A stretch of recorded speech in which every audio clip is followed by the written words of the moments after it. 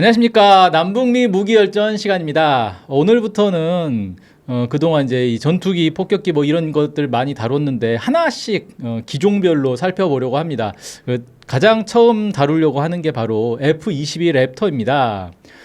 보통 이제 세계 최고의 전투기 하면은 F-22 랩터를 꼽는 사람들이 꽤 많이 있습니다. 네.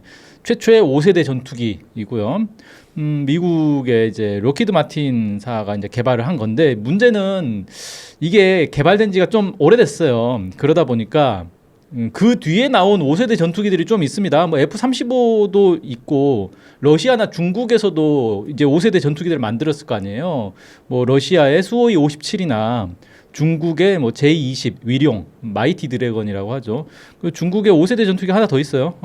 이런 것들이 사실 그 이후에 개발이 됐기 때문에 더 우수하다고 주장할 수 있겠죠. 근데 여기서는 뭐 러시아, 중국은 논외로 하고, 일단 F-22 랩터 중심으로 이제 살펴보려고 합니다. 자, 이제 랩터를 개발하게 된 이유는 1980년대 이제 미 공군이 쓰고 있는 게 F-15 이글하고 F-16 파이팅 펠컨 이렇게 두 가지 전투기를 쓰고 있었어요. 이게 두 개가 약간 이제 용도는 다릅니다. F-15가 더 크고 F-16은 더 작아요. 그래서 이제 이 크기에 따라서 크기가 크면 무장을 더 많이 할 수 있잖아요. 그래서 용도가 좀 이제 다른데, 어쨌든 이게 이제 슬슬 그때 당시만 해도 F-15, F-16 하면 최고의 전투기였는데, 시간이 지나면서 이걸 대체할 더 좋은 전투기 만들어야 되지 않겠냐라고 해서 1997년에 이제 첫 비행을 이제 한 게 바로 F-22 랩터가 되겠습니다. 근데 이제 실전 배치하는 데는 시간이 좀 많이 걸렸어요. 2005년에야 이제 실전 배치가 됐습니다.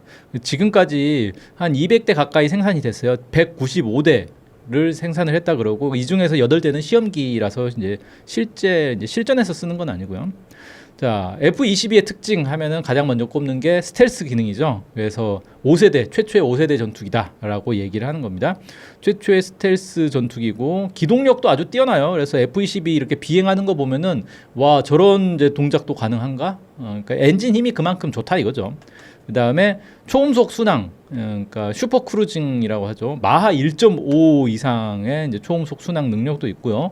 레이더 기능이나 뭐 전자전 능력 이런 것들 어디 하나 이제 빼놓을 게 없을 정도로 아주 이제 강력한 성능을 자랑합니다. 그래서 이제 개발 당시에 워낙에 이제 다른 전투기들에 비해서 성능이 좋다라고 해가지고, 이거 뭐 외계인을 고문해서 기술 빼돌린 거 아니냐 뭐 그런 이제 농담이 나올 정도로 미국이 아주 자랑하는 그런 비행기였죠.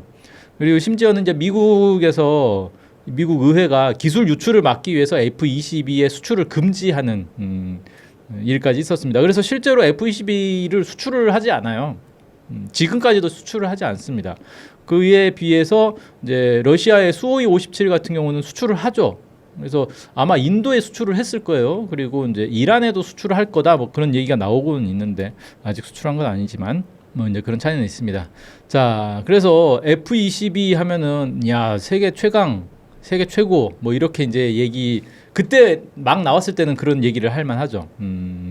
그런데 문제는, 그래서 실제 F-22가 어떤 활약을 했느냐라고 하면 활약상이 없어요. 이게 이제 놀라운 게 뭐냐면, 미국이 사실 전 세계에서 가장 많은 전쟁을 하잖아요. 그래서 미국에서 어떤 무기를 개발하면 그게 실전에서 가장 많이 쓰입니다. 그러니까 다른 나라에서 만든 무기들은 뭐 이게 좋다 저게 좋다 말은 많이 해도 실제로 실전에서 그렇게 많이 쓰이지 않기 때문에 검증이 잘 안 되는데, 미국 무기는 워낙에 실전에 많이 투입되니까 검증이 충분히 돼가지고 강점, 약점 이런 것들이 다 확인이 돼 있어요. 그런데 문제는 F-22 같은 경우는 그런 게 없다는 겁니다. 활약상이 거의 없어요. 이게 왜 이제 이렇게 됐느냐. 애초에 미 공군이 F-22를 만들 때는 B-2와 같은 폭격기를 호위하는 걸로 이제 설정을 했어요. 자, B-2가 스텔스 폭격기잖아요. 근데 B-2를 호위하려면은 스텔스 전투기가 따라다니면서 호위를 해야 된다는 거예요. F-15나 F-16 이런 전투기들이 따라다니면 걔네들이 레이더에 포착되는 바람에 B-2가 같이 포착이 돼버릴 수가 있잖아요. 그러니까 아무래도 스텔스 폭격기를 호위하려면 스텔스 전투기가 있어야겠다라고 해서 F-22 용도를 그렇게 맞췄는데, 문제는 이 B-2 폭격기가 너무 비싸다는 거예요. 나중에 이제 B-2를 따로 또 다루긴 할 건데, 이게 어마어마하게 비싸고 세계에서 가장 비싼 비행기일 거예요, 이게 아마. 그래서 이 비싼 비행기가 그 격추가 되면 큰일이잖아요. 그래서 이걸 격추되는 걸 피하기 위해서 어떻게 하냐면은 운용을 안 해버립니다. 충격적이게도 B2 폭격기를 최대한 운영을 하지 않고 적의 방공망을 완전히 무력화한 뒤에야 투입을 하는데, 투입하는 것도 레이더에는 안 걸리는데 이제 육안으로 관측이 될 수 있으니까 밤에만 투입을 한다 이거예요. 자, 이렇게 되니까 F-22가 출격할 일이 없어요. 방공망을 완전히 무력화했는데 굳이 호위기가 따라다닐 필요가 없잖아요. 그러니까 F-22는 더더욱 출격할 일이 없어져 버린 거죠. 그 다음에 이제 F-15나 F-16 같은 경우는 이게 애초에 만들 때는 전투기로 만들었지만 사실상 이제 다목적 용도로 많이 씁니다. 멀티롤이라고 하죠. 그래서 이게 무슨 말이냐면 전투기라는 거는 원래 개념이 비행기끼리의 전투를 위해서 만든 거예요. 그런데 멀티롤이면은 여기에 폭격 기능, 공격 기능까지 넣어서, 그러니까 지상에 있는 물체나 지상의 무기들을 공격할 수도 있게 만드는 거예요. 그러니까 폭탄이나 뭐 공대지 미사일이나 아니면 뭐 기관포나 이런 것들을 탑재를 해가지고 지상 공격도 할 수 있게 만들게 됩니다. 그래서 F-15나 F-16 같은 경우는 그게 가능해요. 특히 F-15 같은 경우는 F-15E 그 스트라이크 이글 뭐 이쪽으로 가면 아예 지상 공격에 더 비중을 둬서 이렇게 개량하기도 하고 그랬어요. 그러니까 쓸 데가 많은 거죠. 전투기로도 쓸 수 있고 공격기로도 쓸 수 있고 폭격기로도 쓸 수 있고 이런 이제 다목적 용으로 쓸 수가 있는데 F-22는 아예 그게 안 돼요. 그냥 공대공 전투에 최적화해서 만들어 버렸기 때문에 지상 공격을 거의 할 수가 없게 뭐 하려면 하겠죠. 근데 지상 공격하려고 굳이 값비싼 F-22를 띄우지는 않는다는 겁니다. 이게 문제가 뭐냐면 지상 공격하는 게 사실 위험이 많이 동반이 돼요. 그러니까 지상을 공격하려고 이렇게 저공으로 비행을 하다 보면은 격추되기가 쉬울 거 아니에요. 그렇기 때문에 F-22 같은 스텔스기의 값비싼 비행기로 지상 공격을 시키는 일은 없다는 겁니다. 그래서 되도록이면 지상 공격을 안 해요. 안 써요. 이런 것들은. 괜히 지상 공격하다가 격추됐다 그러면 돈이 어마어마하게 날아가는 것에다가 이런 것들 이제 적군이 이걸 노획을 해버리면 그 어떻게 기술 유출 다 되는 거 아니에요. 그래서 그렇게는 쓰지 않는다 이런 거죠.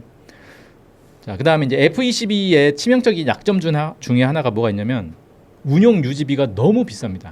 그리고 운용 유지하는데 시간도 많이 들어가요. F-22를 1시간 운용하면 정비하는데 30시간이 걸린다고 합니다. 정비하는데 6만 달러가 걸린대요. 들어간대요. 그러니까 얘가 F-22가 이제 단점 중에 하나가 전투 반경이 좀 작아요. 일반적으로 850km 전투 반경이고요. 초음속 순항을 하면은 185km에 불과합니다. 그러니까 185km면은 강릉에서 울릉도까지 거리 정도 되는 거예요. 그러니까 예를 들어서 F-22를 우리가 배치를 해도 독도를 지키러 갈 수가 없는 거예요, 이게. 독도를 지키러 가려면 중간에 공중 급유를 해주거나 아니면 초음속으로 가지 말고 천천히 달려가야 되는 거예요. 이러면 써먹을 수가 없죠, 우리가. 그래서 F-22가 실제로 활용도가 상당히 좀 떨어지는 편이다. 뭐 이렇게 좀 볼 수가 있습니다. 그러니까 이게 어떻게 보면은 미국이 이런 무기가 몇 가지가 더 있긴 있는데 세계 최고 수준으로 완전히 엄청난 돈을 들여가지고 만들었는데 이게 아까워가지고 못 쓰는 거예요. 사과 깎아놓고 아끼다가 똥 된다고 하듯이 이게 이런 식으로 값비싼 무기 만들어 놓고 이거 쓰다가 괜히 뭐 추락하면 어떡하지? 뭐 납포되면 어떡하지? 아니면 이거 유지하려면 또 한 번 출격하면은 돈도 많이 들고 그러는데 에이 쓰지 말자 이렇게 돼버리는 거예요. 그냥 값싼 무기 계속 써 이렇게 이제 된다 이런 거죠. 그래서 이게 F-22 실제 실전 투입이 언제 됐느냐면 2014년에야 시작을 했습니다. 그리고 시리아에서 그 IS 이슬람 국가죠. IS를 향해서 이제 처음으로 실전 투입을 했다 그래요. 그런데 그것도 뭐 원래 용도인 공대공 전투가 아니라 공대지 전투에 썼다고 합니다. 그러니까 IS가 무슨 전투기를 운용하는 나라가 아니잖아요. 나라라고 해야 되나? 세력이라고 해야겠죠. 전투기를 운영하는 집단이 아니기 때문에 공대공 전투를 할 일은 없는 거죠. 그래서 왜 굳이 F-22 비싼 거를 거기에 썼을까? IS가 뭐 제공권이 전혀 없으니까 맘 놓고 그냥 이제 써본 것 같아요. 제가 볼 때는. 그래도 한번 실전은 해봐야 되지 않겠냐. 뭐 그래서. 그래서 시리아 내전에 한 1년 가까이 출격을 했다 라고 하는데 대부분 역할은 정찰 이고 간혹 이제 지상 공격도 하기는 했다. 뭐 이렇게 이제 얘기는 나옵니다. 2017년에는 아프가니스탄 폭격에도 투입됐다 이런 기록이 있긴 있습니다. 근데 이런 기록들에 대해서 자세한 뭐 성능 이런 것들에 대해서 나온 건 없어요. 그러니까 이게 사실 별로 이렇게 복잡한 그 작전은 아니었을 거 아니에요. 아프가니스탄 폭격을 하는데 F-22가 뭐 엄청난 전투를 벌였다 이럴 게 없잖아요. 아프가니스탄에서 무슨 대단한 전투기가 나와가지고 반격을 하는 것도 아니고 그러다 보니까 별로 기록에 남는 것도 없습니다. 실제로 공대공 작전은 2023년에야 처음으로 수행을 했습니다. 근데 정말 웃긴 게 이 공대공 작전이라는 게 뭐냐면 풍선 맞추기였어요. 아주 이게 유명한 사건인데 2023년에 이제 어떤 일이 있었냐면 중국에서 띄운 이 기상 관측 풍선이 미국 알래스카까지 이제 막 날아가가지고 이게 미국을 정찰하는 용도로 쓰고 있다라는 이제 논란이 벌어졌습니다. 그러니까 이게 기상 관측 풍선이라고 중국은 주장을 해요. 거기에 이제 카메라 뭐 이런 것들이 있어요. 그래서 그 카메라로 지상을 이렇게 자꾸 찍는다는 거예요. 그래서 이거 미국 정찰하는 거 아니냐라고 이제 막 했는데 중국은 이건 그냥 기상 관측이다라고 이제 계속 해명을 했죠. 자, 그래가지고 이걸 이제 어쨌든 미국 영공으로 들어왔으니까 우리가 격추를 하겠다라고 한 거예요. 근데 이게 기상 관측 풍선이면 우리가 일반적으로 쓰는 그런 풍선이 아닐 거 아니에요. 엄청 크고 고고도에 떠 있어요. 그래서 2만 미터 상공, 그러니까 20km 상공에 떠다니고 있기 때문에 얘를 격추하려면 비행기가 그 정도로 높이 올라가가지고 격추를 해야 되는데 그렇게 할 수 있는 전투기가 미국에 F-22밖에 없었다는 거예요. 그래서 F-22에 이제 공대공 미사일 달아가지고 쭉 최대 높이까지 올라가서 공대공 미사일을 쏴가지고 풍선을 격추했다라고 합니다. 그러니까 약간 좀 모양 빠지죠. F-22 세계 최고 전투기다라고 만들었는데 공대공 전투 기록 뭐에 있어? 그러니까 풍선 맞추기 뭐 이렇게 얘기하려니까 좀 모양 빠지는 상황이 됐고요. 그래서 F-22가 사실 가장 많이 쓰이는 곳이 어디냐면은 좀 엉뚱하지만 에어쇼에 상당히 많이 쓰입니다. 왜냐하면 이게 기동력이 워낙 좋다 보니까 고개 비행에 아주 좋다 그래요.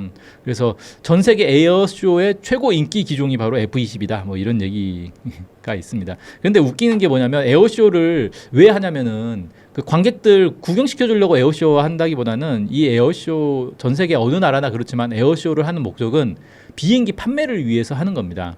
그래서 우리 비행기가 이만큼 성능이 좋다라는 걸 보여주기 위해서 에어쇼를 하는 건데 에어쇼에서 F-22가 맹활약을 했는데 정작 F-22는 수출 금지 기종이기 때문에 수출은 또 못해요. 이게 정말 난감하죠. 그래서 실제 F-22의 성능을 보려면은 뭘 해야 되냐면은 중국이나 러시아처럼 방공망이 아주 잘 갖춰져 있는 그리고 공군력도 우수한 그런 나라와 직접 이제 전쟁을 할 때 F-22가 투입이 되면 이제 제대로 활약을 할 수가 있겠죠. 그래서 진짜 성능이 어느 정도인지 이런 것들이 확인이 될 텐데 지금 뭐 미국이 러시아나 중국하고 직접 전쟁을 하는 일은 없잖아요. 근데 뭐 예를 들면 이런 거 있어요. 우크라이나 전쟁에 지금 제일 기묘하게 쓰이고 있는 전투기가 F-16이란 말이에요.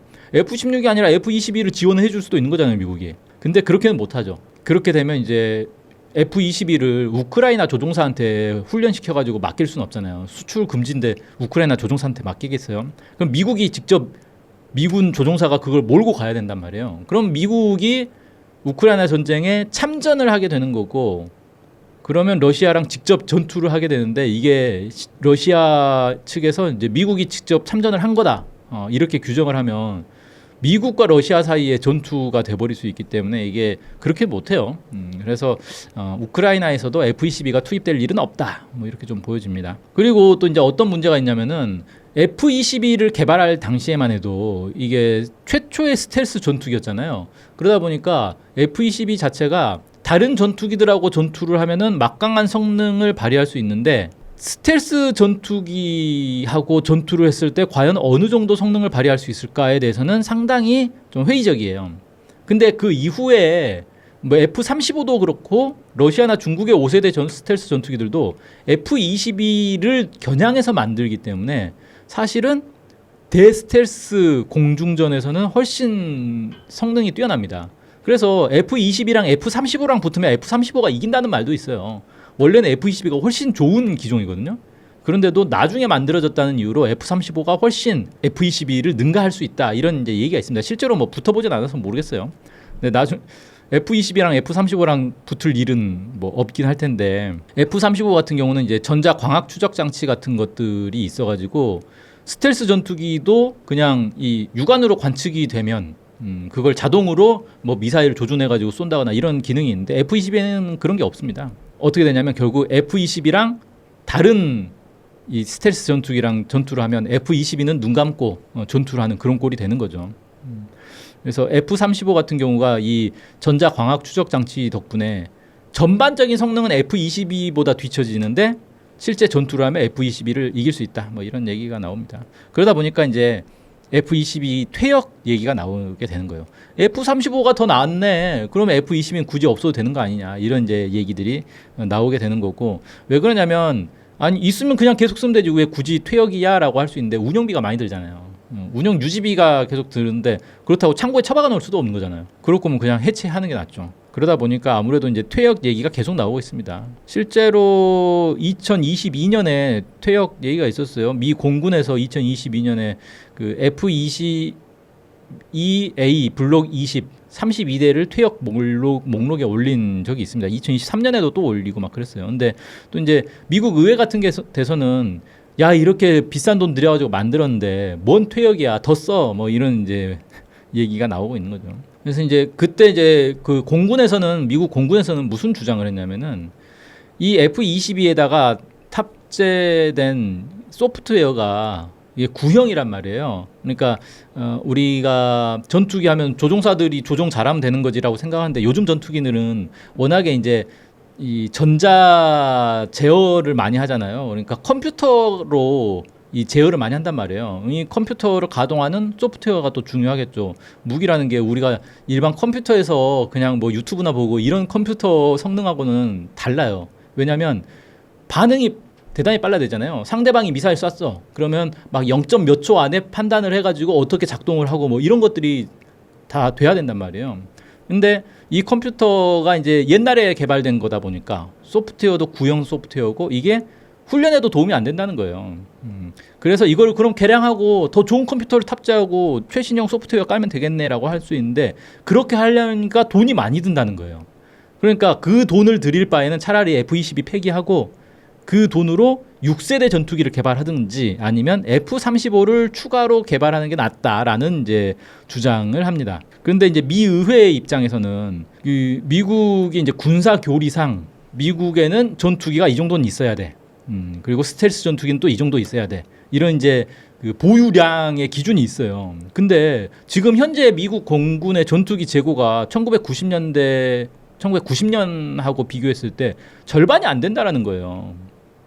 그만큼 전투기 양이 줄어들었다는 거죠. 옛날 전투기는 계속 퇴역하는데 신형 전투기는 많이 개발을 안 하고. 근데 물론 이제 이건 그 논란은 있습니다. 아니 재고량은 절반으로 줄어들었지만 새로 만든 전투기들은 다 성능이 좋아가지고 옛날 전투기의 2배 이상 성능을 발휘하니까 사실 그 문제는 되지 않는 거죠. 근데 약간 기계식으로 따지는 것도 있고, 그다음에 6세대 전투기 개발이 계속 늦어지고 있어요. 미국의 6세대 전투기가 2030년이 되어서야 실체가 드러날 거다, 뭐 이런 얘기가 나오는데, 최근은 아니고 작년이죠. 트럼프가 자기를 공적을 이제 쌓기 위해서 그런 거겠지만 6세대 전투기를 이제 뭐 개발할 거다 뭐 이렇게 해가지고 또 논란이 되긴 했는데, 과연 진짜 개발할 수 있는 거 맞냐? 사실 뭐 지금 디자인도 안 나왔다 뭐 이런 얘기도 있어요. 자, 아무튼 멀었어요. 그러다 보니까 이걸 함부로 F-22를 퇴역하는 건 좀 무리 아니냐 이런 얘기가 있고, 중국이 특히 이제 스텔스 전투기를 막 대량 생산하고, 지금 중국은 벌써 6세대 전투기 모형을 만들어가지고 시험 비행도 하고 막 그러잖아요. 그런 상황에서 F-22라도 남겨놔야지. 이거 없으면 나중에 그 곤란해질 수 있다라고 해서 이제 함부로 전투기 퇴역하면 안 된다. 뭐 이렇게 좀 막고 있는 그런 상황입니다. 그래서 F-22 퇴역이 안 되고 있는 그런 실정이다라고 얘기할 수 있겠습니다. 자, 그래서 오늘은 세계 최강의 전투기, 한때는 세계 최강이라고 다들 인정했지만 요즘은 별로 인정 못 받고 있는 F-22 랩터에 대해서 살펴봤습니다. 오늘 방송 여기까지 하겠습니다. 감사합니다.